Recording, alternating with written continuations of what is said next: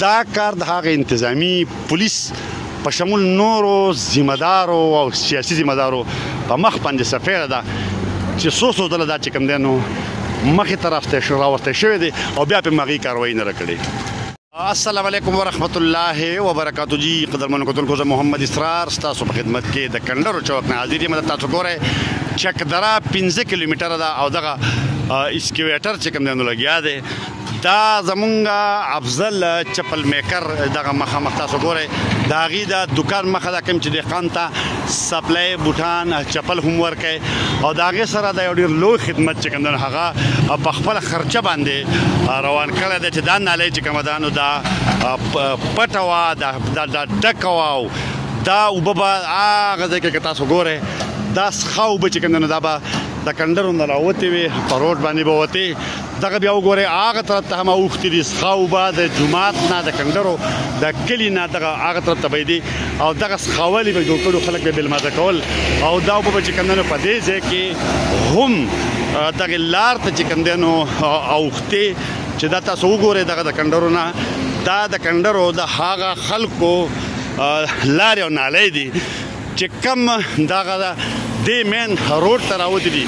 دغه به هم ځان ته مسلمانان وایي ځکه چې دا ځای کې پخ کړی دی او نالۍ پکې نه ده ورکړې خو به هر حال دا اوبه به چې کوم دی نو دا به په دې ځای باندې د کنډرو د څښا اوبه د کلي دا استعمال اوبه چې کوم دی نو دا به راتلې دا به په دې ځای کې باندې چې کوم دی نو دغه روډ ته اوښتې او بیا به په هغه طرف باندې دا په دې روډ باندې به دی چې د افضل خان دکان چې کوم دی د هغې مخ هم خرابه کړې وه او څښاولي هم وو دلته به ګاډي راتلل پیدل خلکو ته به دارې کېدې بېلمازه کېدل به افضل چپل میکر چې کوم دی نو په خپل خرچه باندې په خپل پیسو باندې دغه ذمہداري سرته ورسول او دا خلک د یو عذاب نه خلاص کو دا ذمہداري چې کوم نو دا د نیشنل هایوې اتارټي د ذمہدارو وه چې په کومو باندې په کلي کچرو کې هم خبره شوې ده ځکه چې دا سړک د هغې ده دا نالۍ د هغې ده پکار دا و چې هغې د خپل سړک حفاظت کړی وی دا څښه اوبه چې کوم دی دا یې منې کړی وی په نورو ځایونو کې هم منې کړي خو دغه ذمہداري چې کوم دی نو هغې سرته ونه رسوله دا خلک ټیمه یاد دی خو چونکې دا روډ د نیشنل هایوې اتارټي دی په هر حال مونږ افضل خان ته چې کوم دی نو په دې کار کولو باندې داد ورکوو چې الله تعالی دی افضل خان لا د دې کار چې دا قام یې د څښاولي نه چې کوم دی نو خلاص کو هغه ځای پورې تاسو ګورئ دا تقریبا 9 کیلومتر نه زیات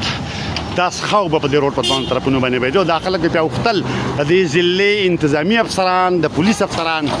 دا په دې لار باندې تللي دي خو لکه مطلب دا دی چې دې ته نظر نه وکړی او نن دغه ذمہداري چې دا خلک تنګ شو نو دا افضل خان واغسته یو ډېر ښه او د ثواب کار یې وکړ الله تعالی دې د ده په کاروبار کې نور هم برکت واچوي. ما له اجازه راکړئ د الله په امان.